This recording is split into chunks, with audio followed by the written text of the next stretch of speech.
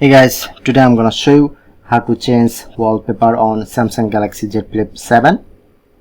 So open your settings, then you get wallpaper option. Press on to change wallpaper. Then showing you to more wallpaper. Okay. Get theme, wallpaper icon.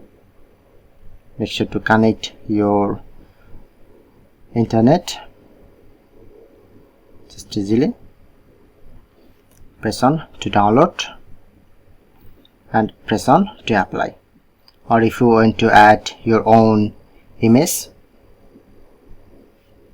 go back, select gallery. You just select any photo or video from your gallery. Press on done, and home screen or lock screen. If you want to change, press on next, change home screen or lock screen, press on done, and that's it.